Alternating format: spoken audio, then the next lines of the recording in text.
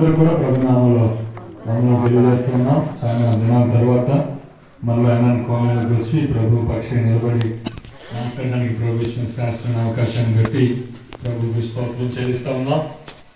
అన్నాన్ని కాలనీకి నాకు చాలా ప్రత్యేక అనుబంధం ఉంది. పూర్వం ఉన్న వారందరితో నాకు పరిచయాలు ఉన్నాయి. ఒకసారి మిమ్మల్ని ఈ విధంగా కలుసుకోవడానికి ప్రభు ఇచ్చిన ఆ కృపను బట్టి దేవాదేవునికి వందనాలు చెల్లిస్తా ఉన్నాం. మంచిది. యేసుక్రీస్తు ప్రభు వారి జన్మ వృత్తాంతాన్ని మనం కొద్దిసేపు ఆలకిద్దాం. యేసుక్రీస్తు ప్రభు వారు కారణ జన్ముడు, అంటే ఆయన జన్మకు ఒక కారణం ఉంది. ఒక ప్రత్యేకమైన ఉద్దేశంతో కుమార అవతారంలో యేసుక్రీస్తు ప్రభు వారి లోకానికి వచ్చారు. ఆ ప్రత్యేకమైన ఉద్దేశం యేసుక్రీస్తు ప్రభు వారి జీవితంలో ఆయన నెరవేర్చారు. అయితే ఆయన భూమి మీద జీవిస్తున్న దినాల్లో ఆయన అనేకమైనటువంటి ఆశ్చర్యకరమైన విషయాలు చేశారు, అద్భుతాలు చేశారు.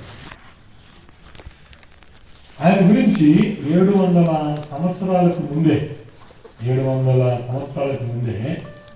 ఆయన గురించి చెప్పబడిన మాటల్లో ఆయనకు ఒక పేరు ఉంది. యెషయా 9:6 యెషయా గ్రంథం అంటే యేసుక్రీస్తు ప్రభు వారికి 700 సంవత్సరాలకు ముందు, ఒక రోజు కాదు, 2 రోజులు కాదు, 700 సంవత్సరాలకు ముందు యేసు ప్రభు గురించి సృష్టికర్త అయిన దేవుడు ఒక మాట పలికించాడు ప్రవక్త ద్వారా. ఏమిటి అంటే 9:6 యేసుక్రీస్తు ప్రభు ఎలా ఉంటాడో, ఆయన ఏం చేస్తాడో ఆయన ముందుగా రాయించాడు. అనగా నా వెనకాల మీరు అందరూ చెప్తే ఆ భగవంతుని మాట మీ నోట్లంటే వస్తే గొప్ప ఆశీర్వాదం. మీ నోట దేవుని మాటలు కలిగితే ఎంత దీవెనో. నా వెనకాల చెప్పండి. అనగా మనకు శిశువు పుట్టెను, మనకు కుమారుడు అనుగ్రహింపబడెను, ఆయన భుజము మీద రాజ్య భారం ఉండు. ఆశ్చర్యకరుడు, ఆలోచనకర్త, బలవంతుడైన దేవుడు, నిత్యుడగు తండ్రి, సమాధానకర్తయగు అధిపతి అని అతనికి పేరు పెట్టబడును. ఒక పేరు కాదు, యేసు ప్రభు వారికి 460 పేర్లు ఉన్నాయి. ప్రతి పేరు కూడా ఆయన జీవించాడు. అంటే అర్థమవుతుందా? ప్రతి పేరు జీవించడం అంటే పేరు ఆనందరావు కానీ ఎప్పుడు దుఃఖమే. పేరు సత్యనారాయణ, నేను అనలేదు ఎవరెక్కడ ఈ చుట్టుపక్కల ఎవరంటే నన్ను కొడతారు ఇప్పుడు. అంటే పేరును జీవించడం అంటే చాలా విచిత్రం. అంటే పేరు ఏదైతే పెట్టుకుంటామో, పేరు ఏదైతే కలిగి ఉంటామో ఆ పేరును జీవించాలి. అంటే యేసుక్రీస్తు ప్రభువుకి ఎన్ని పేర్లు ఉన్నాయి? ఇప్పుడు 460 పేర్లు బైబిల్ అంతటిలో. నేను యేసు ప్రభుని నమ్ముకోక ముందు కొంచెం అల్లచిల్లరగా తిరిగేవాడు. యేసు ప్రభుని నమ్ముకోక ముందు 87-88 సంవత్సరాల్లో యవన కుర్రోడుగా ఉన్నప్పుడు అల్లచిల్లరగా తిరిగితే నా పేరు ఫిలిప్ తిమోతి. మా నాన్నగారు ఒకసారి నన్ను గద్దించి కోపమయ్యి, అరే తిమోతి, నీ పేరుకు తగినట్లుగా నువ్వు జీవించాలరా అన్నాడు. అంతవరకు నా పేరుకి అర్థం నాకు తెలియదు. అప్పుడు బైబిల్లో చూస్తే నా పేరుకి అర్థం ఏంటంటే దేవుడికి పేరు తెచ్చేవాడుగా ఉంటాడు, మహిమ తెచ్చేవాడుగా ఉంటాడు అని అర్థం అంట నా పేరుకి. అప్పుడు అర్థమైంది, ఓ యేసు ప్రభువుని నమ్ముకోవాలన్నమాట. చాలాసార్లు పేరు ఒకటైతే జీవితం ఇంకొకటి అవుతుంది. కానీ యేసుక్రీస్తు ప్రభువు అలా కాదు. ఆయనకి ఏ పేరు పెట్టబడిందో ఆ ప్రకారంగా ఆయన జీవించాడు. అందులో ఈరోజు ఒకటి చూస్తాం. అదేమిటంటే మనకు సమయం అనుకూలతను బట్టి ఆయనకు ఒక పేరు ఏమిటంటే ఆశ్చర్యకరుడు. చెప్పండి. మాట్లాడితే ఆశ్చర్యం, పనులు చేస్తే ఆశ్చర్యం. ఆయన జీవితమే ఒక ఆశ్చర్యం. ఆశ్చర్యం అంటే చూసిన వాళ్ళందరూ కూడా ముక్కును వేలేసుకున్నారంట. ఊరమ్మ నాయన ఇది ఇక్కడ ఉంది అంటామా లేదా? హైదరాబాద్ వెళ్ళారనుకోండి, ఆయన కూర్చుంటారు మీరు బస్సులో, హైదరాబాద్ వెళ్తే బస్సులు వెళ్తున్నప్పుడు సిటీ బస్సులు తిరుగుతున్నారు, ఎక్కడ కూర్చుంటారు మీరు? విండో పక్కన కదా, కిటికీ పక్కన. ఎందుకు? అలాగా మొహం తెల్లబోయి ఓ రమణాన్ని అరిపోరు అక్కడి నుంచి. అంటే మనకేం కలుగుతుంది అవన్నీ చూసినప్పుడు? ఆశ్చర్యం, అద్భుతం. మనం 2 ఫ్లోర్లు కడితేనే మన మన మన వీధిలో ఎవరు మనం పట్టుకోలేడు. 2 ఫ్లోర్లు వేస్తే ఇల్లు మన ఎవరు పట్టుకోలేడు వీధిలో. కానీ అక్కడ చూస్తే 60 అంతస్తులు 80 అంతస్తులు బిల్డింగ్లు ఉంటే చూసినప్పుడు మనకు ఆశ్చర్యం రాదా? మరి ముఖ్యంగా కొత్తూరులోకి వెళ్ళిన మనకి అవన్నీ చూసుకుని గొప్ప ఆశ్చర్యంగా ఉంటుంది. యేసుక్రీస్తు ప్రభువారి యొక్క జీవితం వినండి, ఆశ్చర్యం. ఎలాగో ఆశ్చర్యమైందో కొన్ని మాటలు నేను మీకు వేదవాక్యం వరకు చూపిస్తాను. మొట్టమొదటి ఆశ్చర్యం ఏంటి చెప్పనా? ఆయన పుట్టుకలోనే ఆశ్చర్యం. ఏంటి పుట్టుకలో ఆశ్చర్యం? యేసుక్రీస్తు ప్రభువు పుట్టినప్పుడు ఆయన గురించి ఒక మాట చెప్పబడింది. ఆ వాక్యము శరీరధారి అయి కృపా సత్య సంపూర్ణుడిగా మన మధ్య నివసించాను. ఆ వాక్యం అనగా ఓంకారము, శబ్దమై ఉన్న దేవుడు, సమస్త సృష్టిని కలుగజేసిన ఆ దైవ శక్తి, ఆ దైవ మాటగా ఉన్న ఆ కుమారుడు, ఆ యేసుక్రీస్తు ప్రభుల వారు శరీరధారి అయి ఈ లోకానికి వచ్చారు. మహా అద్భుతం. ఎందుకు అద్భుతం అన్నాను అంటే, బైబిల్ కూడా ఎందుకు దాని అద్భుతం అంటున్నానంటే, శరీరములో దైవత్వం యొక్క సర్వ పరిపూర్ణత నివసిస్తూ ఉంది. కొలసలకు రాసిన పత్రిక 2వ అధ్యాయం 9వ వచనంలో మాట ఏమిటంటే, దేవత్వం యొక్క సర్వ పరిపూర్ణత అంటే సర్వేశ్వరునిలో స్వయంభవుడు సృష్టికర్త అయినటువంటి ఆ భగవంతునిలో ఉన్నటువంటి లక్షణాలన్నీ కూడా శరీరధారి అయిన యేసుక్రీస్తు ప్రభువులో ఉన్నాయి. కాబట్టి యేసుక్రీస్తు ప్రభువారు 2 స్వభావాల కలయిక, 2 వ్యక్తిత్వాల కలయిక. ఒకటి దేవుడు, రెండోది మనం. ఈ 2 వ్యక్తిత్వాల కలయికే యేసుక్రీస్తు ప్రభువారు. ఎందుకు 2 వ్యక్తిత్వాల కలయికగా జరిగాడు? అది ఆశ్చర్యం, అది మర్మం. భూమి పుట్టింది మొదలుకొని నేటి వరకు కూడా దేవుడు మానవుడు కలిసినటువంటి వ్యక్తి ఎవరు లేరు. మంచిగా జీవిస్తే, దాన ధర్మాలు చేస్తే, పేదలకు సహాయం చేస్తే, కష్టాల్లో ఉన్నవారిని ఆదుకుంటే దేవుడు లాంటి వాడు అంటాం కానీ దేవుడు అనం మనం. కానీ యేసుక్రీస్తు ప్రభువారు అయితే ఆయన మానవుడిగా జీవిస్తూ దైవ స్వభావాన్ని కలిగిన వాడిగా ఉన్నాడు. యేసుక్రీస్తు ప్రభువారి జన్మం ఆశ్చర్యం. ఎందుకు అంటే యేసుక్రీస్తు ప్రభువారి శరీరంలో దైవత్వం ఉన్నది. ఆయన 100% దేవుడై ఉన్నాడు, ఆయన 100% మానవుడై ఉన్నాడు. ఆయనలో దేవుని యొక్క లక్షణములన్నీ కూడా సమృద్ధిగా యేసుక్రీస్తు ప్రభువులో ఉన్నాయి. ఆయన మానవ అవతారంలో వచ్చాడు మాత్రమే కానీ ఆయన దేవుడి ఈ లోకానికి వచ్చాడు. అందుకనే బైబిల్ ఏం చెప్తుందంటే ఆయన దైవ మానవుడు. చెప్పండి ఎవరైనా? దైవ దేవుడే మానవ స్వరూపంలో ఈ లోకానికి వచ్చాడు. దేవుడు ఎందుకు మానవుడు అవ్వాల్సి వచ్చింది? దేవుడు ఎందుకు మానవుడు అవ్వాల్సి వచ్చింది అంటే, మనుషులకు ఒక అవసరం ఉంది. మనుషులకు అవసరాన్ని తీర్చడానికి ఆయన మానవుడిగా ఈ లోకానికి రావాల్సి వచ్చింది. ప్రియులారా, యేసుక్రీస్తు ప్రభువారు ఈ లోకంలో జీవించినప్పుడు మానవుడిగా మన కష్టాలన్నీ పడ్డాడు. మన కష్టాలు, మన శ్రమలు, మన కన్నీరు అన్నీ ఆయనకు అర్థమవుతాయి. మీరు నాయన ప్రేమించిన వాళ్ళందరూ వదిలేశారయ్యా, ఒంటరి అయిపోయారంటే ఆయనకు అర్థమవుతుంది. ఆయన ఒంటరి అయిపోయి నన్ను అందరూ అవమానపరిచారయ్యా, నేను సిగ్గుతో తలదించుకున్నానంటే ఆయనకు అర్థమవుద్ది. ఆయన కూడా ఒంటరి అయిపోయాడు, ఆయన కూడా అవమానపరచబడ్డాడు. అయ్యా అన్ని దోచుకున్నారు, నా బంధువులు నన్ను అన్ని ఒంటరి చేసేశారు, ఆయనకు అర్థమవుద్ది. నీ కన్నీరు ఆయనకు తెలుసు, ఆకలి తెలుసు. యేసుక్రీస్తు ప్రభువారు ఈ లోకంలో ఆయన జీవించినప్పుడు ఆయన మానవుడిగా ఉన్నాడు. అయితే ఆయన దైవ మానవుడిగా ఉన్నాడు కాబట్టి ఆయన పాపము చేయలేదు, శోధింపబడ్డాడు. మానవుడిగా ఉంటే పాపము చేసే అవకాశాలు ఉంటాయి. కానీ యేసుక్రీస్తు ప్రభువారు ఆయన మానవుడిగా జీవించాడు కానీ ఆయన పాపము చేయలేదు. ఆయన నోట కపటము లేదు. ఆయన దూషింపబడి బదులు దూషింపలేదు. అంటే అర్థమవుతున్నమాట, దూషింపబడి ఎదురు దూషింపు లేదు అంటే అర్థం ఏంటంటే పక్కింటి వాళ్ళు మనం తిట్టారనుకో, మనం తిరిగి 4 పుంజలు ఎక్కువ తింటాం, జీవితంలో మళ్ళీ ఈదులోకి రాకుండా తింటాం. కానీ యేసు ప్రభు ఏంటంటే ఆయన దూషింపబడి బదులు దూషింపలేదు. ఆయన నోరు జిప్ లోకి అయిపోయాడు. ఆయన తిరిగి మాట్లాడలేదు, మౌనముగా శ్రమను బాధను ఓర్చుకున్నాడు. మానవాళికి యేసుక్రీస్తు ప్రభు వారి యొక్క జీవితం మాదిరిగా ఉండడానికి ప్రియులారా, యేసుక్రీస్తు ప్రభు వారు ఈ లోకానికి మానవుడిగా వచ్చాడు. యేసుక్రీస్తు ప్రభు వారు దేవుడు మనుషులకు మాదిరిగా ఉండడానికి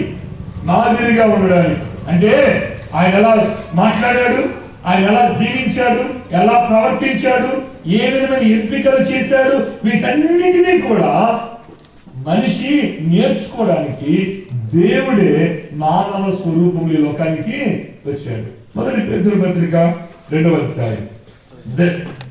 దేవుని వాక్యములో ఉన్న ఒక విశేషమైన మాటను మనం చూస్తాం. మొదటి పేతురు పత్రిక 2వ అధ్యాయము 21వ వచనం చూడండి. క్రీస్తు కూడా మీ కొరకు బాధపడి మీరు తన అడుగు జాడల యందు నడుచుకున్నట్లు మీకు మాదిరి ఉంచి పోయాను. గమనించారన్నమాట. ఎవరు అడుగు జాడలు? సమస్త మానవాళికి భర్తకు మాదిరి యేసే, భార్యకు మాదిరి యేసే, కుమారుడికి మాదిరి యేసే, కుమార్తెకు మాదిరి యేసే, నాయకుడికి మాదిరి యేసే. సమస్త మానవాళి కూడా ఆ ఒక్క ప్రభువుల వారిని చూచి మనందరం కూడా ఆయన నుంచి మాదిరిని పొందవచ్చు. భర్త ఎలాగో భార్యను ప్రేమించాలో యేసు ప్రభువుని చూసి నేర్చుకోవచ్చు. భార్య భర్తకు ఎలా లోబడి ఉండాలో కూడా యేసు ప్రభువుని చూసి నేర్చుకోవచ్చు. పిల్లలు తల్లిదండ్రులకు ఎలాగో లోబడి ఉండాలో యేసు ప్రభువుని చూసి నేర్చుకోవచ్చు. పిల్లల్ని ఎలా పెంచాలో తల్లిదండ్రులు యేసు ప్రభువుని చూసి నేర్చుకోవచ్చు. ఆయన మాదిరి, ఆయన అడుగు జాడలు, ఆయన అడుగులకు అడుగులు వేస్తే మోక్షానికి నువ్వు వెళ్ళిపోతావు అన్నమాట. భూమి మీద ఉంటుండగానే ఆ యొక్క నిత్య మోక్ష రాజ్యాన్ని నువ్వు అనుభవించవచ్చు. ఆయన ఆశ్చర్యకరుడు. ఎందుకు ఆశ్చర్యకరుడు అన్నానంటే, మొదటి మాట ఆయన 2 వ్యక్తిత్వాల కలయిక. ఏ వ్యక్తిత్వం అది? దైవత్వము. చెప్పండి, దైవత్వము, మానవ. సంగోరు కాదు. సంగోరు అంటే అర్థం ఉందా? కసింటేసి కాదు. మరి పూర్తిగా ఆయన 100% దేవుడు ఉన్నాడు, ఆయన 100% మానవుడు ఉన్నాడు. ఇటువంటి కలయిక భూమి మీద దేవుడు అనబడిన వారిలో ఎవరిలో కూడా లేదేమో అనిపిస్తా ఉంది నాకైతే. యేసుక్రీస్తు ప్రభువులో మాత్రమే పరిపూర్ణమైనటువంటి దైవత్వాన్ని మనము చూడగలుగుతాం. అయితే ఆయన ఎందుకు మానవుడికి లోకానికి వచ్చాడు అంటే, నీ కొరకు నా కొరకు పాప పరిహారార్థమై సిలువలో మరణించడానికి ఆయన లోకానికి వచ్చాడు. యేసు ప్రభువు పుట్టినప్పుడే ఆయన గురించి ఒక మాట చెప్పబడింది. మత్తయి సువార్త 1వ అధ్యాయము వేదవాక్యంలో నుండి మత్తయి సువార్త 1వ అధ్యాయము 21వ వచనాన్ని మనం చదువుకుంటాం.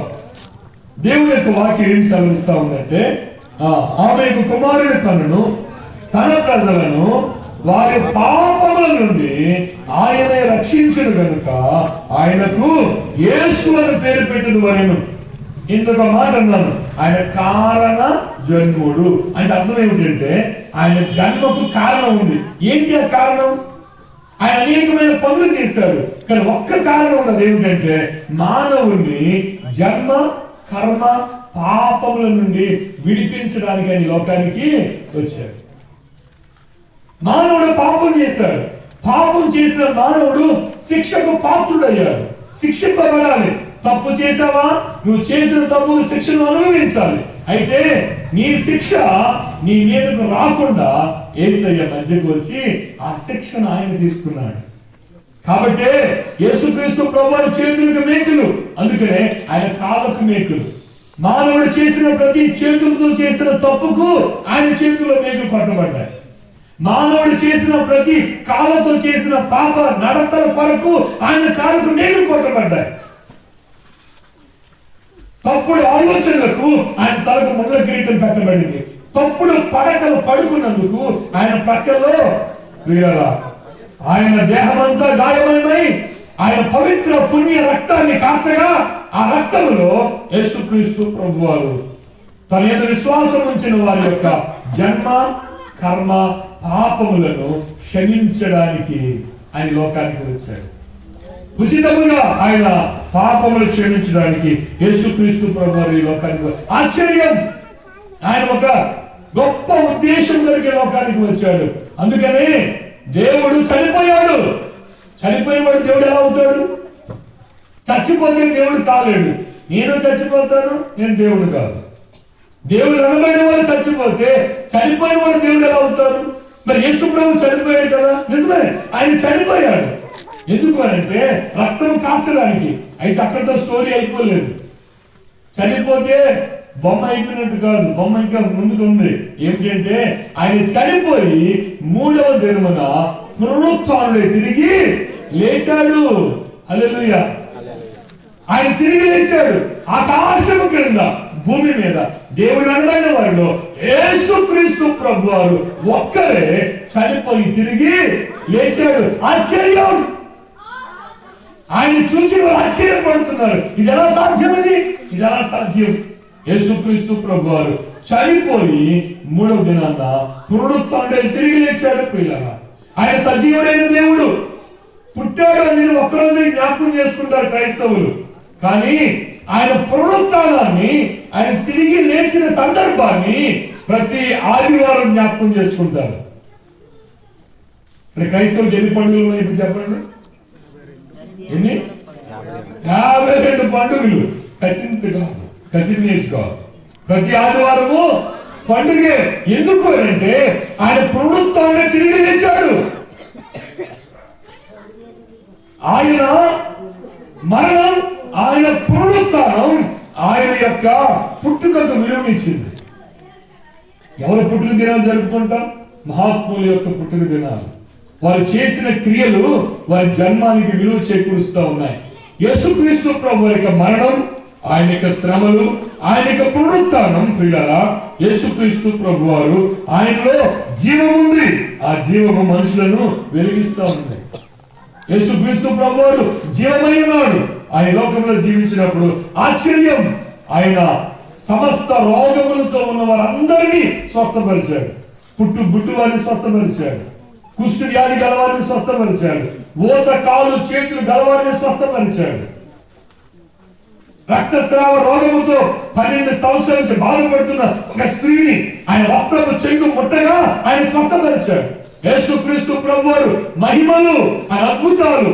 ఒకసారి ఆయన పడవలో తన శిష్యులతో పాటు ప్రయాణం చేస్తా ఉంటే అమరమున తలగడ వేసుకుని నిద్రపోతా ఉన్నాడు. ఆయన దేవుడు నిద్రపోతాడా? ఆయన మానవుడు. 100% ఆయన మానవుడు కాబట్టి, అలసిపోయాడు కాబట్టి నిద్రపోతా ఉన్నాడు. తుఫాను వచ్చింది, గాలి వచ్చింది, విస్తార వర్షం వచ్చింది. ఆ సముద్రంలో ఆ పడవ కింద మీద అయిపోతూ మునిగిపోతూ ఉంటే శిష్యులు కెవ్వుని కేక వేశారు. అయ్యా, మా మీద నీకు చింత లేదా? మమ్మల్ని ఇలా చనిపోయి చేస్తావా అని అంటే యేసు ప్రభువు లేచి వెంటనే గాలిని సముద్రమును నిమ్మలము చేశాడు. దేవుడు ఆశ్చర్యం. ఆయన మానవుడిగా పవలించాడు, ఆయన లేచి దేవుడిగా పనిచేశాడు. పిల్లరా, యేసుక్రీస్తు ప్రభువారు ఈ లోకములో ఆయన జీవించిన 33 సంవత్సరాలు మనుషులు బెత్తరపోయారు ఆయన చూసి, ఆశ్చర్యపోయారు ఆయన చూసి. ఆయన అధికారంలో మాట్లాడినప్పుడు బదులు మాట్లాడలేకపోయారు, కామెంట్ చేయలేకపోయారు. యేసుక్రీస్తు ప్రభువారు పరలోక సంబంధమైన దైవిక విషయాలను మనుషులకు అర్థమయ్యేటట్లుగా ఉపమానాల ద్వారా బోధించాడు. మహాద్భుతం. యేసు ఆశ్చర్యం.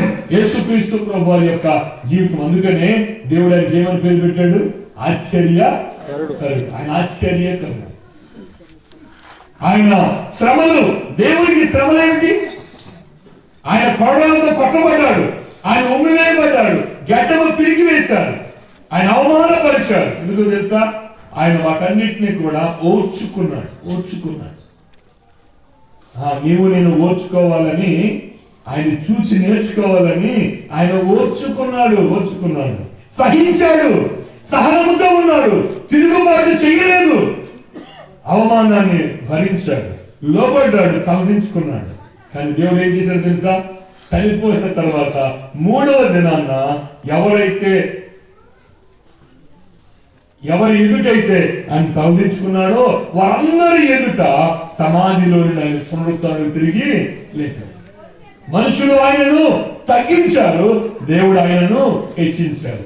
తగ్గించుకుంటే నీ పని, హెచ్చించుక దేవుని సొంతంగా హెచ్చించుకోవద్దు, పొగడ్తలకు వెళ్ళొద్దు, గర్వంగా మాట్లాడొద్దు, అహంకారిగా ఉండొద్దు, లేనిపోయి అవాకులు చవాకులు గురించి గొప్పగా చెప్పుకోవద్దు, బూటకపు మాటలు చెప్పవద్దు, నిన్ను హెచ్చించుకోవద్దు. వాస్తవాన్ని చెప్పు. ఏమీ లేనట్టే ఉండు. సమర్థత లేదా, శక్తి లేదా, వాస్తవంగా జీవించు. దీనుడిగా ఉండు, దీనురాలుగా ఉందా. కానీ దీనులను ఆయన పైకి లేవనెత్తువాడు. యేసుక్రీస్తు ప్రభువులో దేవుడు ఏదైతే చేశాడో దేవుడు ఆ దీనులను పైకి లేవనెత్తేవాడుగా ఉన్నాడు. యేసుక్రీస్తు ప్రభువారు శిశువుగా ఈ లోకానికి వచ్చాడు. ఆయన దేవదూతగా రాలే. 33 సంవత్సరాన్ని జీవించినప్పుడు ఆయన బాలుడుగా పెంచబడ్డాడు. యేసుక్రీస్తు ప్రభువు చిన్న బాలుడిగా ఉన్నప్పుడు ఆయన మీద దాడి చేయడానికి హేరోదు కుట్ర పన్నితే తల్లిదండ్రులు ఆయన తీసుకుని పారిపోయారు ఐగుప్తులోకి. నిస్సహాయుడిగా ఉన్నాడు. ఎవరైనా వాళ్ళు సహాయం చేస్తే బాగుండేమో అనుకుని బిక్కుమంటూ ఉన్నాడు. బిక్కుమంటూ నేను బిక్కుమంటూ ఉంటే ఆయనకు అర్థమవుతుంది. మానవ జీవితంలో ప్రతి మానవుడు ప్రయాణించే ప్రతి మానసిక సంఘర్షణ గుండా ఆయన ప్రయాణం చేశాడు. ఎందుకంటే తెలుసా, నువ్వు యేసు ప్రభు దగ్గరికి వచ్చి నాయనా నాకు కష్టం వచ్చింది అంటే నాకు అర్థం కావట్లేదు అండి బాధ ఏంటో. మీరు మనుషులు, మేము రాజులు, మీరు మనుషులు, మేము దేవుళ్ళు, మీ బాధలు మాకు అర్థం కావు అనే దేవుడు ఆయన కాదు. ఆయన అర్థం చేసుకునే దేవుడు.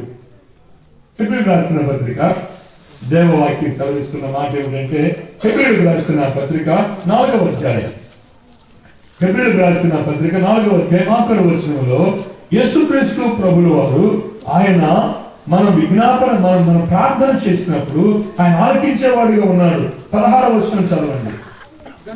గనుక మనము కనికరింపబడి సమయోచితమైన సహాయము కొరకు కృప పొందినట్లు ధైర్యముతో కృపా సింహాసనం యొద్దకు చేరుదుము. అమ్మా ఈ మాట మనసులో పెట్టుకోండి, బాబు ఈ మాట మనసులో పెట్టుకోండి. నీవు కనికరింపబడి సమయోచితమైన సహాయము కొరకు.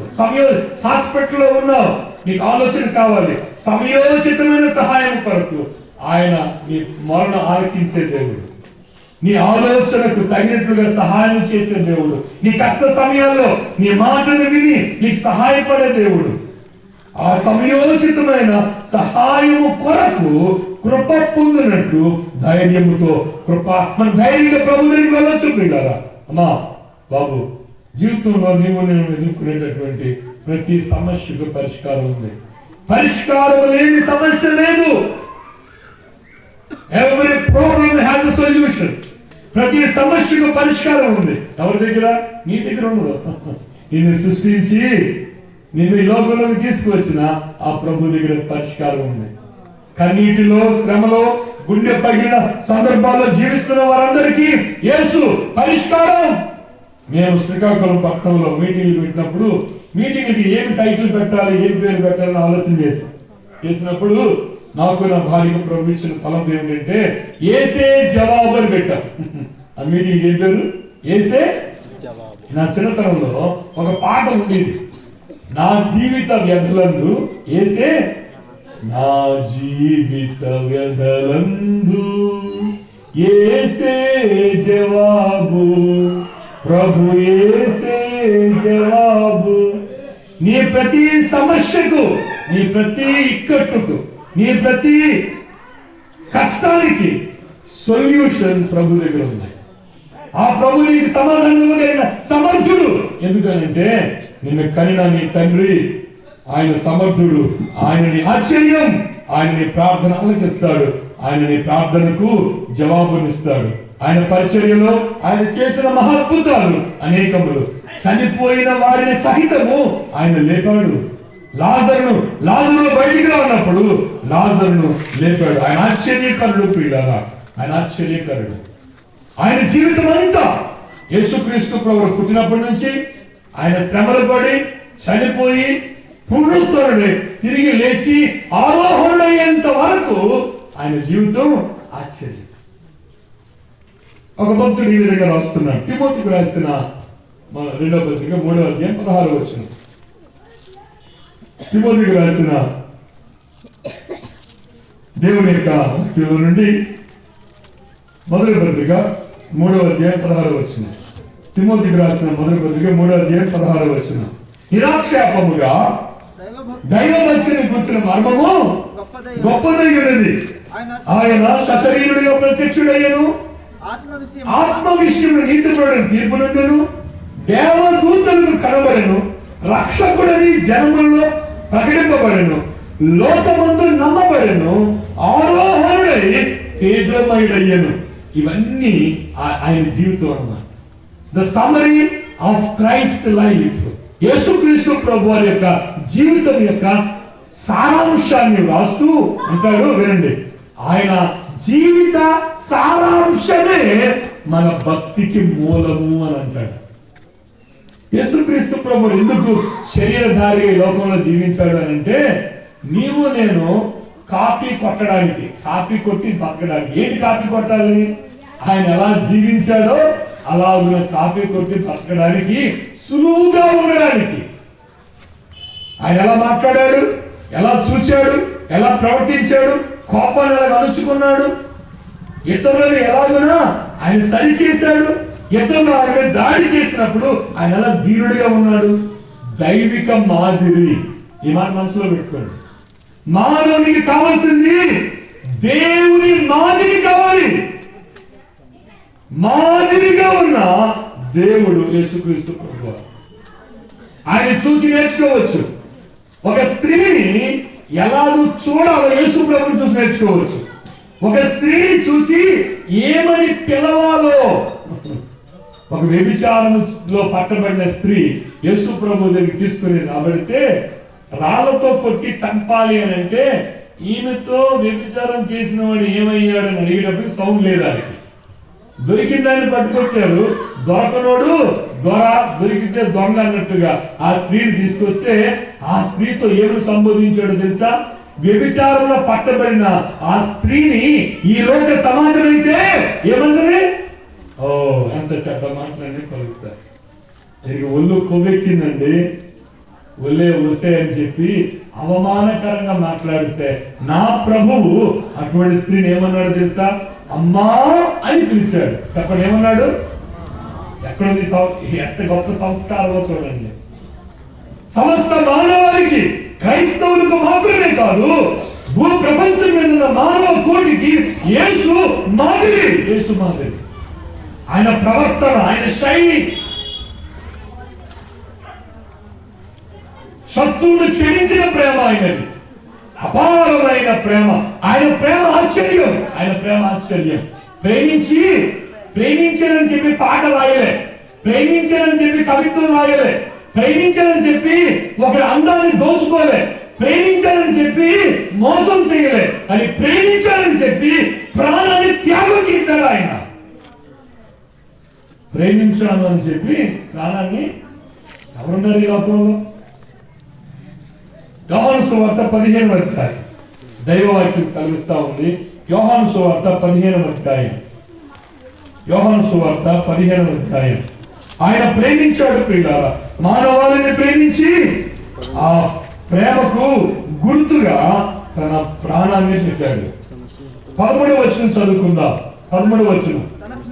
తన స్నేహితుల కొరకు తన ప్రాణము పెట్టువాని కంటే ఎక్కువైన ప్రేమ గలవాడు ఎవడును లేడు. కాబట్టి దేవుడు మనుషులను ఏమని పిలుస్తున్నాడు? స్నేహితులు అని పిలుస్తున్నాడు. ఎంత విచిత్రం, ఎంత విడ్డూరం, ఎంత ఆశ్చర్యం! సృష్టికర్త అయిన పరబ్రహ్మ స్వరూపైన ఆ దేవాది దేవుడు మనుష్యులను స్నేహితులు అని పిలుస్తున్నాడు. ఎక్కడుంది? ఇదంతా ఆశ్చర్యం కదా.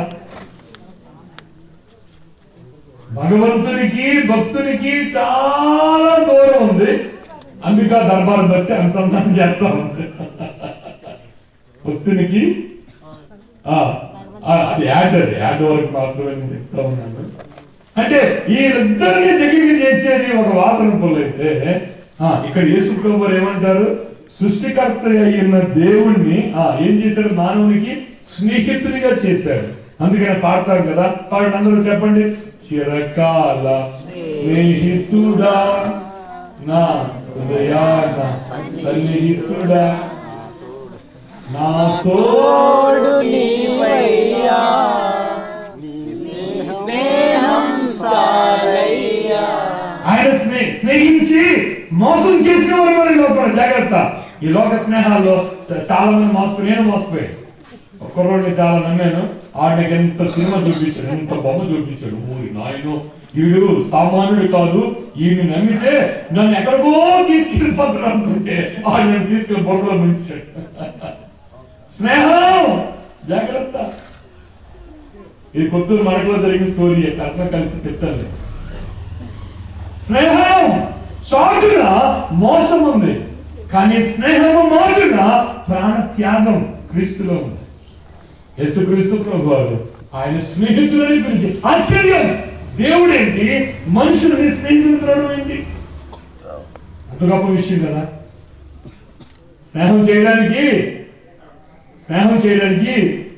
కులం చూస్తారు, స్నేహం చేయడానికి చుట్టాలు చూస్తారు, స్నేహం చేయడానికి స్థాయి ఆర్థిక స్థితిగతులు చూస్తారు, స్నేహం చేయడానికి లాభం ఉంటుందో లేదో చూస్తారు. కానీ నా ప్రభు మన రక్షకుడైన క్రీస్తు యేసు ప్రభు వారు ఏమీ ఆశించకుండానే, బదులు ఆశించకుండా ఆయన మానవులను ప్రేమించాడు.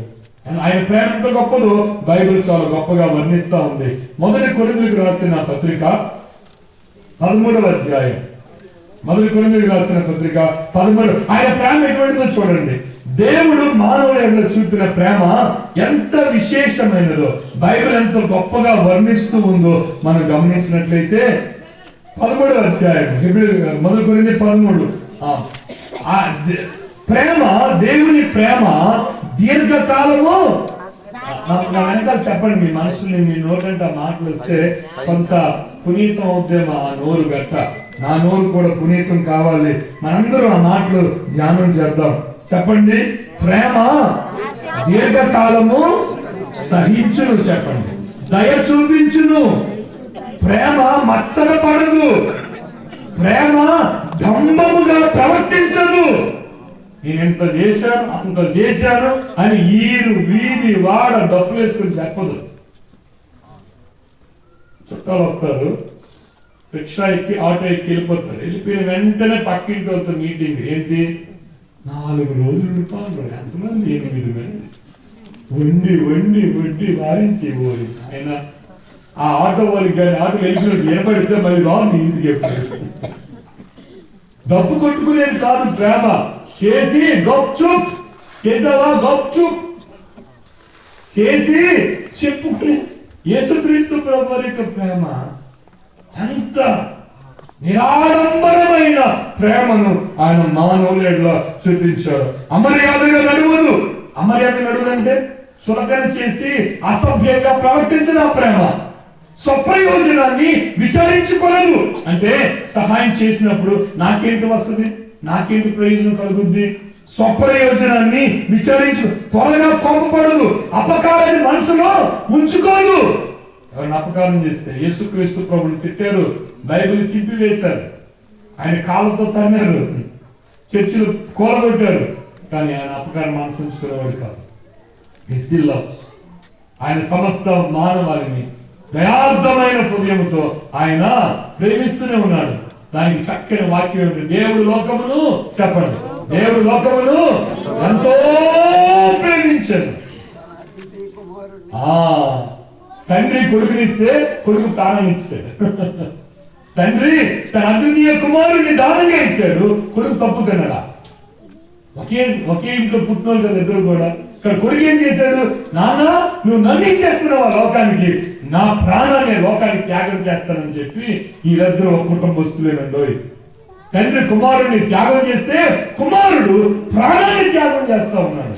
ఎంత అద్భుతమైనటువంటి విశేషం. ప్రియులారా, యేసుక్రీస్తు ప్రభుల వారు ఆయన మానవాళిలో చూపించిన ప్రేమ, దుర్నీతి విషయమే సంతోషపడక సత్యమందు సంతోషించును, అన్నింటినీ తాళుకొనును, అన్నింటినీ నమ్మును, అన్నింటినీ నిరీక్షించును, అన్నింటినీ ఓర్చును.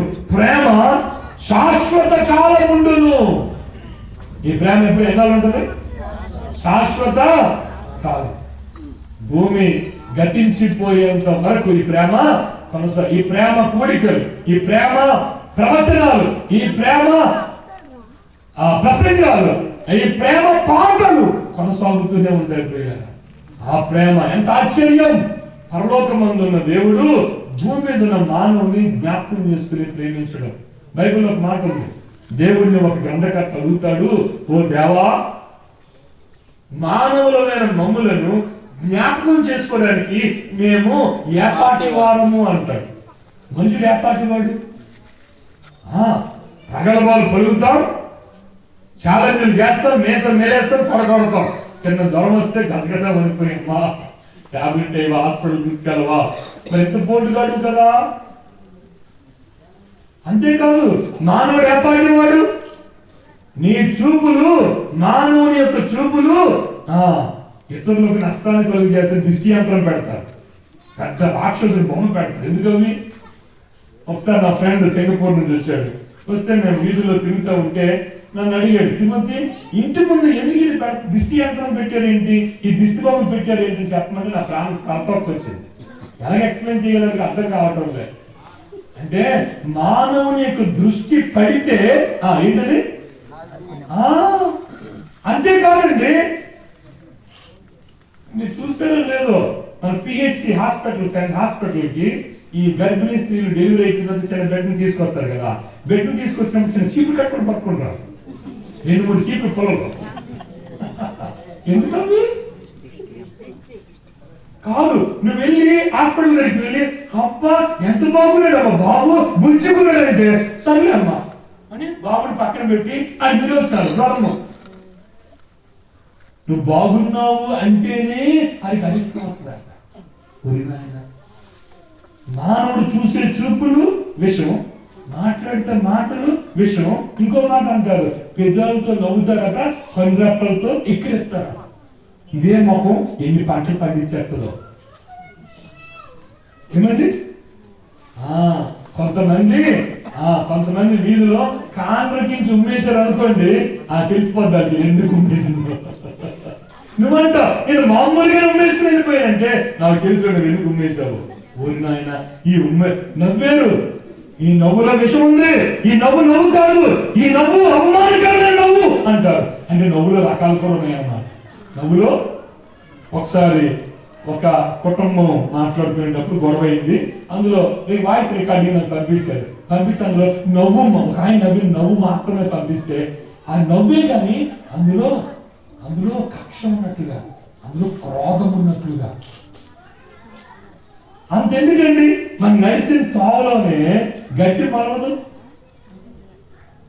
ఇటువంటి మానవుడిని దేవుడు బాగు చేయాలనుకోవడం ఒక ఆయనకి ఆశ్చర్యంగా అనిపించింది.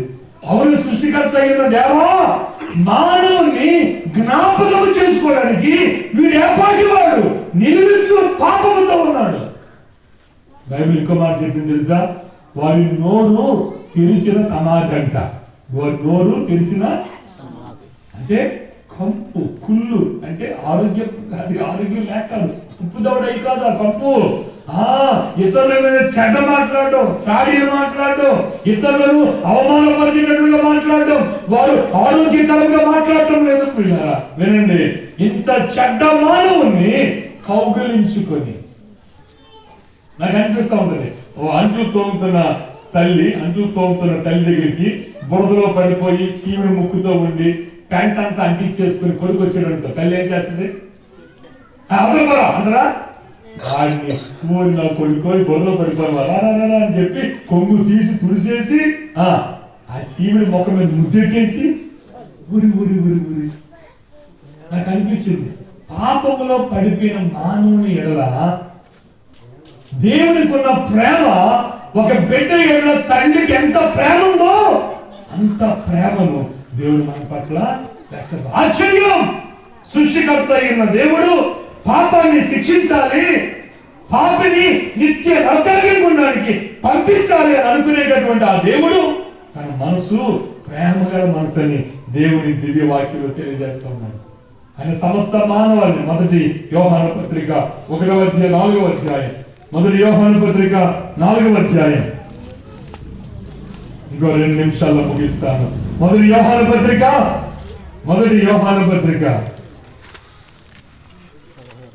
4వ అధ్యాయం క్రీస్తు యేసు ప్రభువు వారిని గురించి ఆయన మాట్లాడుతూ విశేషమైన మాటలు ఆయన తెలియజేస్తా ఉన్నాడు. దేవుడు ప్రేమ స్వరూపి. దేవుడికి ఉన్న రూపం ఏమిటి అంటే ఆయనది ప్రేమ రూపం, ఆయన ప్రేమ స్వరూపి.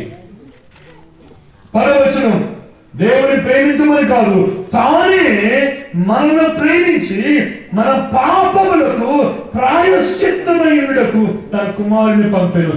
ఇందులో ప్రేమ ఉన్నది. ఇందులో దేవుడు చేసిన ఆ రక్షణ కార్యములో ప్రేమ ఉన్నది. అది దైవికమైన ప్రేమ. మానవుల ఎడల ఆయనకున్న ప్రేమ అచంచలమైన ప్రేమ ఉండట చేత ఆయన ఎవ్వరు నశించిపోవడానికి ఇష్టం లేదు. అందుకు నశించిన దానిని వెదకి రక్షించుటకు ఆయన లోకానికి వచ్చాడు. తప్పిపోయిన గొర్రె గురించి చెప్పాడు. ఒక ఆయనకి 100 గొర్రెలు ఉన్నాయంట. 100 గొర్రెల్లో గొర్రె తప్పిపోయింది, 99 లెక్క పెట్టుకున్నాడు. పోతే పనులు ఒక గొర్రెలు అనుకోలేదంట. ఏం చేశాడు? ఈ 99 గొర్రెలు తాళేసి పెట్టి ఆ ఒక్క దాని కొరకు వెళ్ళాడు. ఆయనకి అందరూ తెలియదు. హైదరాబాద్, వైజాగ్ అడవిలోకి వెళ్ళాడు.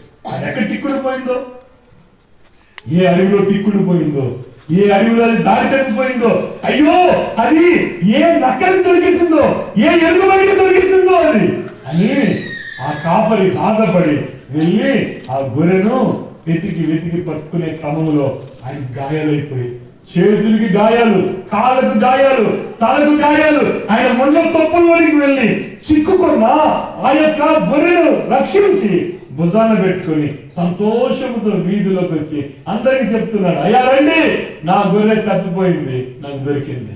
ప్రియమైన సహోదరి సహోదరుడా, దేవుని లేక మానవుడు తప్పిపోతున్నాడు. ప్రేమించిన దేవుడిని కనుగొనలేక మానవుడు తప్పిపోతున్నాడు. ఆ తప్పిపోతున్న మానవుని వెనక్కి రక్షించడానికి ఆ సృష్టికర్త అయిన దేవుడు ఈ లోకానికి వచ్చాడు. యేసుక్రీస్తు ప్రభు వారు మానవుల చూపే ప్రేమ ఆశ్చర్యం. దేవుడు మానవుడు, ఆయన ఆశ్చర్యకరుడు. ఆయనకున్న పేరేమిటండి? ఆయన ఆశ్చర్యకరుడు. ఈ ప్రేమను రుచి చూస్తే, ఈ ప్రేమను ఆస్వాదిస్తే, ఈ ప్రేమ బంధములని ఒక వ్యక్తి వస్తే జీవితాంతం ఆ ప్రేమను కట్టుబడి ఉండగలుగుతాడు. It's lifetime commitment. ఒకసారి ఈ ప్రేమకు నేను మీలాగనే సువార్త విన్నాను, సత్యము మిమ్మల్ని స్వతంత్రులుగా చేయును అనే వాక్యాన్ని పెట్టి యూత్ మీటింగ్ జరుగుతూ ఉంటే నేను విచ్చలుడిగా జీవించేవాడిని, పాపను బ్రతికేవాడిని. ఏది మెదడులో పుడితే అది చెయ్యడమే. అమ్మ ఏమనుకుంటుందో, నాన్న ఏమనుకుంటుందో లేదు, ఇష్టానుసారంగా బ్రతుకుతున్నాను. నా జీవితంలో అశాంతి నాలో ప్రవేశించి నేను స్వేచ్ఛగా బతకలేని జీవితాన్ని జీవిస్తా ఉన్నప్పుడు నేను స్వేచ్ఛను అనుకున్నాను, కానీ నేను బంధింపబడ్డాను. చేయరాని కార్యములు చేయడానికి నేను సంఖ్యలతో బంధింపబడి ఆ పనులు చేయలేకపోతే నేను బతకలేకపోతా ఉన్నాను. నాకు నిద్ర రాదు ఆ పనులు చేయకపోతే. నేను సమాధానంగా ఉండలేకపోతా ఉన్నాను. అటువంటి సమయంలో మీలాగా నేను యేసు ప్రభు సువార్త విన్నప్పుడు ఆ రోజు నా హృదయాన్ని ప్రభుకి ఇచ్చాను. యేసు ప్రభువా, నేను ప్రార్థనను క్షేమించాను. నీ ప్రేమని అర్థం చేసుకోక నేను తిరుగుతూ ఉన్నానయ్యా. నువ్వు ప్రేమించిన దేవుడు అని నేను ఇన్నాళ్ళు గ్రహించలేదయ్యా. మీరు ఆ హృదయంలోకి రండి, నేను నిన్ను జీవితాంతం నేను సేవిస్తానయ్యా. నాకు ఒక అవకాశం ఇవ్వండి. ఇదే పాపంలో జీవిస్తే నిత్య నరకానికి నేను వెళ్ళిపోతాను, నిత్య అశాంతిలోకి వెళ్ళిపోతానయ్యా అని భయపడ్డాను. నేను చాలాసార్లు అనుకునేవాడిని, ఈ లోపల జీవించిన జీవితం తర్వాత మనకి ఏంటి లేదనుకున్నాను. కానీ తర్వాత నాకు అర్థమైంది ఏంటంటే, ఈ లోపల జీవించిన దానికి ఫలం ఉంది, ఫ్రూట్ ఉంది, ఫలం ఉంది. నువ్వేది విత్తుతావో దాన్ని కోస్తావు. ఈ లోపల నువ్వు ఏది జీవిస్తున్నావో దానికి మూల్యాన్ని నువ్వు అనుభవిస్తావు. ఏమిటి అంటే నిత్య నరకాగ్ని గుండం. అక్కడ యేసు ప్రభు వర్ణిస్తారు, యేసు ప్రభు వివరిస్తూ ఉన్నాడు. అక్కడ అగ్ని ఆరదు, పురుగు చావదు, అది వేదనకరమైన స్థలం అంటారు. అది ఆ దుఃఖభరితమైన స్థలం. అది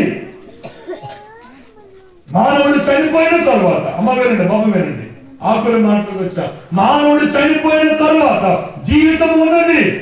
ఆత్మకు చావు లేదు, ఆత్మకు చావు లేదు. ఈ లోకంలో నువ్వు జీవించిన దాని ప్రకారంగా ఆత్మకు శిక్ష ఉన్నది. ప్రతి మానవుడు కూడా చనిపోయిన తర్వాత 2 స్థలాలకు, ఏదో ఒక స్థలానికి వెళ్ళాలి. అది నిత్య నరకమైన కావచ్చు, నిత్య స్వర్గమైన కావచ్చు. అన్ని మతాలు దీని విషయాన్ని ఒప్పుకుంటా ఉన్నాయి. ఈ లోకంలో జీవించిన దానికి తగిన ఫలితాన్ని నువ్వు అనుభవిస్తావు. నువ్వు చేసింది ఆ కర్మ ఫలం నువ్వు అనుభవించక తప్పదు. అయితే ఆ కర్మను బాగు చేసుకోవాలన్నా, ఆ కర్మ ఫలం నుండి నువ్వు తప్పించబడాలన్నా యేసువే మార్గము, యేసు మార్గము. అందుకని ప్రభు చెప్పాడు, నేనే మార్గము, నేనే సత్యమును, నేనే జీవని ఉన్నాను, నా ద్వారా తప్ప ఎవరు నిత్య మోక్ష రాజ్యానికి చేరుకోలేడు. క్రీస్తు యేసు ప్రభు యోహాను సువార్త 14వ అధ్యాయం చెప్పిన మాటలు నేను తెలియజేస్తా ఉన్నాను. పిల్లలు, నిత్య మోక్ష రాజ్యానికి ఆయన మార్గమై ఉన్నాడు. చర్చికి వెళ్తే సరిపోదు, పాటలు పాడితే సరిపోదు, యేసు ప్రభు నమ్ముకున్నాను నేను అనుకుంటే సరిపోదు. నేను చాలాసార్లు అనుకున్నాను. మా నాన్నగారు నారాయణ పాల్ గారు, పాస్టర్ గారు, చాలా పెద్ద పాస్టర్ గారు, పూర్వం ఉన్నటువంటి వారికి తెలుసు నారాయణ పాల్ గారు. నేను అనుకున్నాను నారాయణ పాల్ గారి కుటుంబంలో పుట్టాను కాబట్టి నేను పరలోకానికి వెళ్ళిపోతాను అనుకున్నాను. ఎర్రోడు నేను. పుట్టుకతో మతం రాదు పిల్లలు, పుట్టుకతో స్వర్గం ఎవరికి రాదు.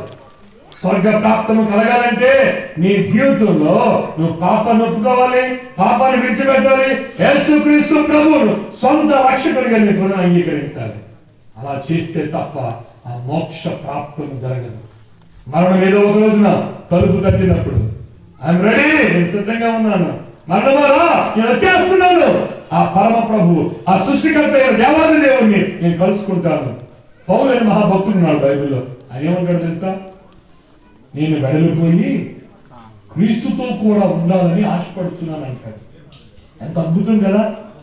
ఈ లోకంలో జీవించిన జీవితం తర్వాత ఇంకా జీవితం ఉంది. అందుకనే బైబిల్ చెప్తుంది, ఈ జీవితం యాత్రికులమును పరదేశులమునై ఉన్నామంటాడు.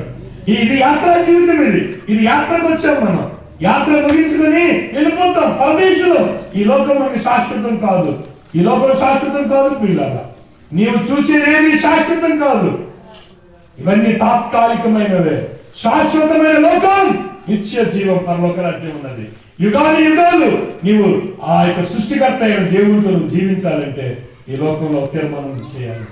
ఈ లోకంలో నువ్వు చేసే తీర్మానాన్ని బట్టి ఆ నిత్యత్వం నిర్ధారణ అవుతుంది. అమ్మా బాబు, ఒక మాట అడిగినామండి, నీవు జీవించే జీవితం ఇలా జీవిస్తే పరలోకి వెళ్తావా? మరి ఎప్పుడు మారుతావు? అన్నాడు, అడిగి చెప్పారు, అమ్మ ఖచ్చితంగా చెప్పారు. కానీ నువ్వు వెళ్ళాలని ప్రభు ఉద్దేశం కదా, నువ్వు రావాలని ఎదురు చూస్తా ఉన్నాడు కదా, నీ కొరకు ఆయన స్త్రీలో ప్రాణం పెట్టాడు కదా, ఆయన రక్తాన్ని అందుబాటులో ఉంచాడు కదా. నువ్వు యేసు ప్రభు దగ్గరికి వచ్చి, యేసు నా జన్మ కర్మ పాపములను క్షమించయ్యా అంటే శిలువ రక్తము చేత, యోహాను 1వ అధ్యాయం 9వ వచనం చెప్తుంది, యేసు రక్తము ప్రతి పాపమును కడిగి శుద్ధీకరించును, పవిత్రీకరించును. యేసు రక్తం మాత్రమే ఈ లోకంలో ఏది కూడా నేను పవిత్రునిగా చేయలేదు.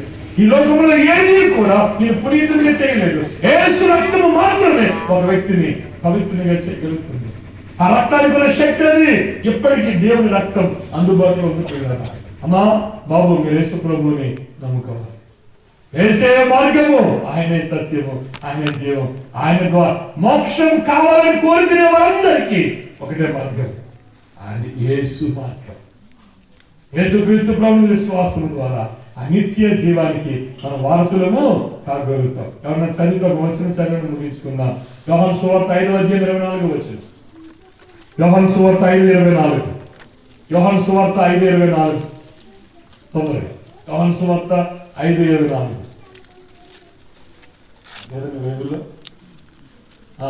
నా మాట విని నన్ను పంపిన నిత్య జీవం గలవాడు, నిత్య జీవము గలవాడు, స్వర్గం అంటే నిత్య జీవము గలవాడు. తర్వాత వాడు తీర్పులోకి రాక మరణంలో నుండి జీవములోనికి దాటి ఉన్నాడని హైజాక్ అయిపోతుంది. యేసు ప్రభు ఏం చేస్తారంటే తీర్పులోనికి వెళ్ళినప్పుడు యేసుక్రీస్తు ప్రభువుని విశ్వాసం ఉంచిన వారికి దేవుడిచ్చే గొప్ప ధన్యత, నువ్వు తీర్పులోనికి వెళ్ళావు. ఆయన తీర్పు నిలబడ్డాడు, తీర్పు ఆయన మీదకి వచ్చింది కదా. ఆయన శిలువలో నీ తీర్పుని తీసుకున్నాడు, నీ కొరకు ఆయన చనిపోయాడు. కాబట్టి ఈ రాత్రికాల సమయంలో సువార్త వింటున్న మీరు క్రీస్తు యేసు ప్రభుని గురించి లోతుగా ఒకసారి ఆలోచన చేయండి. 8:15 అయింది సమయం. లోతుగా యేసు ప్రభు గురించి ఆలోచన చేయండి. ఈ రాత్రే నీ ప్రాణమును అడిగితే నువ్వు పరలోకానికి వెళ్తావా? విశ్వాసులు చాలా మంది ఉన్నారు ఇక్కడ. ఏ వెళ్ళను అని అనడానికి కారణం ఏంటి? ఏంటి ఇంకా విడిచిపెట్టలేకపోతున్నా? ఏంటి ఇంకా ఒగ్గేయలేకపోతున్నా? ఏంటి నీలో ఉన్నది? క్రీస్తు ప్రభు యొక్క శక్తితో నువ్వు ఎందుకు బాగు చేసుకోలేకపోతున్నావు నీ జీవితాన్ని? ఈరోజు యేసు ప్రభు దగ్గరికి వచ్చి, ప్రభువా నాకు ఆ స్వర్గ ప్రాప్తాన్ని అనుగ్రహించాను, యేసు ప్రభుని సొంత రక్షణ స్వీకరించండి, మోక్షాన్ని అనుభవించండి. ఇది సత్య సువార్త. కళ్ళు మూసుకున్నా వచ్చిన ప్రార్థన చేద్దాం. తర్వాత అధ్యక్షులు సభను నడిపిస్తారు. కళ్ళు మూసుకుని అందరూ కళ్ళు మూసుకుని ఎవరు కలిసారు వద్దు. మీ హృదయాలను ప్రార్థన చేసుకోండి. నీకు పరలోకం కావాలా? నిత్య మోక్ష రాజ్యానికి వెళ్ళని ఆశపడుతున్నావా? అయితే ఈ రాత్రి అనుకూల సమయం, ఇదే రక్షణ దినం. యేసు నేను పాపిని ఒప్పుకుంటున్నానయ్యా, నీ రక్తంతో నన్ను కడుగు ప్రభువా, నీ వల్ల మాత్రమే నేను పరలోకానికి రాగలని నమ్ముతున్నానని చెప్పండి. రాత్రి మాట్లాడండి ప్రభుత్వం. ఆయన నీ ప్రక్కనే ఉన్నాడు పిల్లలా, నీ ప్రక్కనే ఉండి నిన్ను ఒప్పిస్తా ఉన్నాడు. ఒప్పుకో యేసు ప్రభు, ఆ నిజమైన రక్షకుడు ఒప్పుకో. ఒప్పించేది ఫిలిప్ తిమోతి కాదు, పరిశుద్ధాత్మ అయిన దేవుడే నేను ఒప్పిస్తా ఉంటుండగా, యేసు నన్ను కరుణించు ప్రభు, దావీదు కుమారుడా నన్ను కరుణించుమని కేక వేసినట్లుగా ఈ రాత్రి ఆ ప్రభుని అర్థించండి, ప్రభుని అడగండి. ఆ ప్రభువే మిమ్మల్ని స్వీకరిస్తాడు, ఆ ప్రభువే మిమ్మల్ని చేర్చుకుంటాడు. ఆ నిత్య మోక్ష రాజ్యానికి మనం వారసులుగా చేస్తాడు. ఎటువంటి చీకట్లో ఉన్నా, ఎటువంటి బంధకాల్లో ఉన్నా, ఎటువంటి శ్రమలో ఉన్నా ఆ ప్రభు మీద ఆనుకోండి. ఆయనతో చెప్పండి, ప్రభువా నా అంతరంగిక సంఘర్షణ, నా శ్రమలు ప్రభువా, అయ్యా నువ్వు నాకు సహాయం చేయ దేవుడిని నమ్ముతున్నానయ్యా, నన్ను విడిపించండి బంధకాల నుండి, పాప బంధకాల నుండి విడిపించగల సమర్థమైన దేవుడు నీ పక్షంగా ఉన్నాడు. రాత్రి is next to you dear sister. ప్రేమైన సహోదరి, ప్రేమైన సహోదరుడా, యేసు ప్రభు నీ పక్కనే ఉన్నాడు. రాత్రి నీతో మాట్లాడుతున్నాడు. ఆయన ఒప్పుకో, స్వీకరించు. క్రీస్తు యేసు ప్రభు వారు నీ జీవితాన్ని అద్భుతంగా మార్చివేస్తాడు, చీకటిని వెలుగుగా చేస్తాడు, దుఃఖాన్ని ఆనందంగా మారుస్తాడు. ఆయన జీవితాన్ని కప్పుకొట్టే జీవితాలను ఆయన ఆయన ఆయన సువాసనగా మార్చివేస్తాడు. ఆయన అద్భుతం, ఆయన ఆశ్చర్యం. ఎవరి జీవితంలో యేసు ఉంటే వారి జీవితాలు ఆశ్చర్యం, ఆశ్చర్యం. దేవుడు మాత్రమే శక్తిమంతుడు. ప్రభుకి నీ జీవితాన్ని అర్థం. ప్రేమ తండ్రి, పరిశుద్ధులైన మా ప్రభువా మీకు వందనాలు. మాతో మాట్లాడడానికి స్థుతులు తండ్రి. ఈ యొక్క సాయంకాల సమయంలో ఆయన కాలనీలో మీ పక్షంగా నిలబడి వినిపించిన మాటలు మా ప్రియులు అనేక మంది విన్నారయ్యా. వారు ఎటువంటి పరిస్థితులు కూడా ప్రయాణం చేస్తున్నామో తెలియదు, కానీ నాన్నగారు మీరు ఆకర్షించండి, మీరు వారిని ఆకర్షించండి ప్రభువా, మీరు చేర్చుకోండి, మీరు మహిమ పొందండి. ఈ కాలనీలో జరుగుతున్న పరిచర్య, వేరు వేరు సంఘాల ద్వారా జరుగుతున్న పరిచర్యను వీరికంటే ఫలింపచేయండి. మీరే మహిమ గంట ప్రభావం పొందండి. యేసు ప్రభు వారి ఘనమైన నామములో స్తోత్రములు చెల్లించి ప్రార్థన చేయించున్నాము తండ్రి. ఇంకా ప్రభు గురించి ఎక్కువగా తెలుసుకోవాలని ఆశించే కనుక మీరు ఎప్పుడే ఉంటాం, దయచేసి మాకు సంప్రదించవచ్చు.